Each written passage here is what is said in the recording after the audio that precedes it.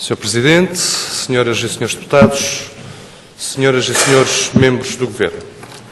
No espaço de um ano, a Ilha das Flores cai de sexta receptora de investimento público para a oitava, com uma diminuição que ronda os 2,5 milhões de euros.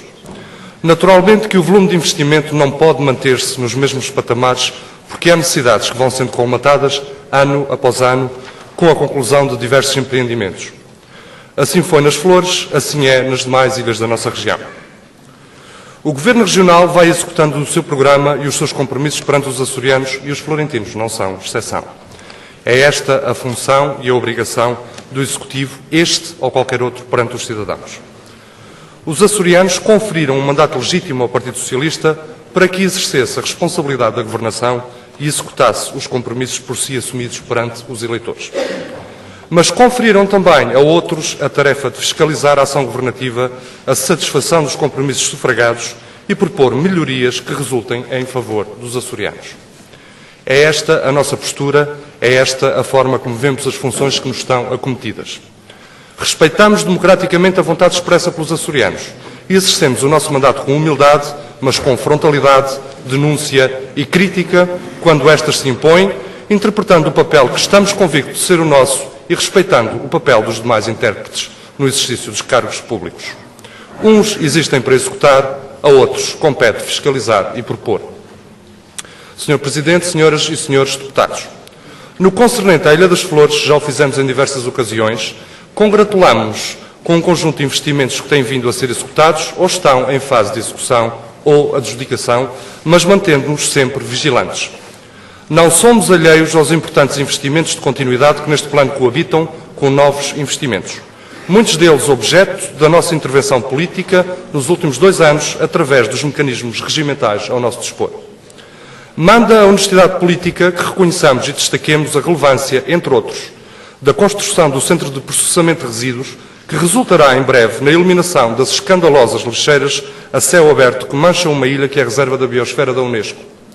Luta nossa há mais de uma década nas esferas políticas local e regional.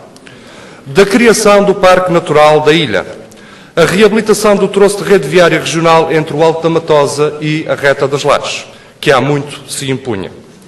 A construção da sala de desmancha e a requalificação do Matador das Flores, que, finalmente, após anos de promessas juradas, está em fase de execução.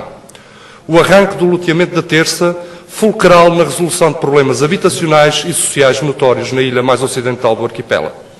E o Porto das Lajes, que será intervencionado num investimento vultuoso de forma a melhorar a sua segurança e operacionalidade.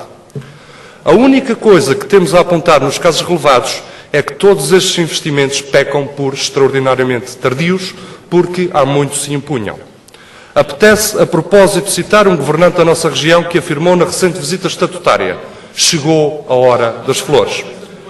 Como quem diz, finalmente chegou a hora das flores.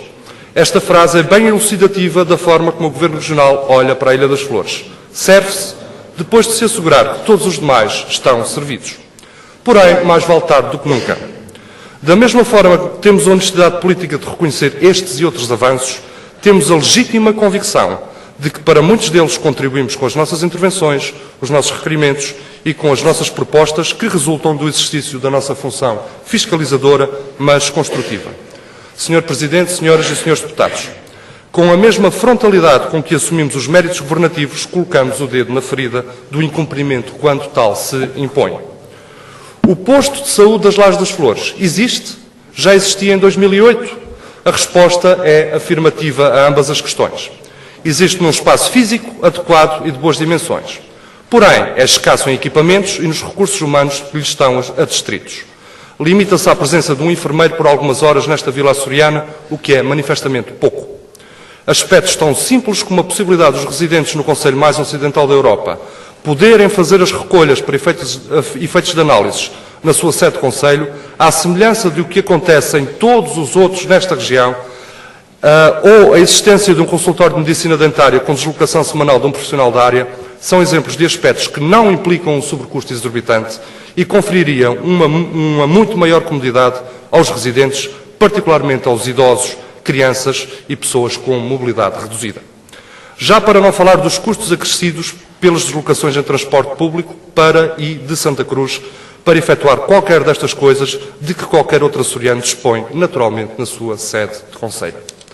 Assim, não havendo intenção expressa do Partido Socialista, pela mão do Governo que suporta, de concretizar este compromisso, carece de explicação cabal, porque, de facto, consta no vosso manifesto eleitoral este enigma, posto de saúde das Lajes das Flores.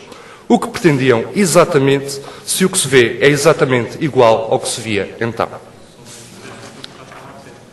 Outro compromisso do Partido Socialista e do Governo que parece chutado para as calendas gregas é a requalificação do Porto das Poças e a terceira fase da proteção da orla costeira de Santa Cruz das Flores. São compromissos que transitam da legislatura anterior e que correm o risco de nem nesta serem concretizados.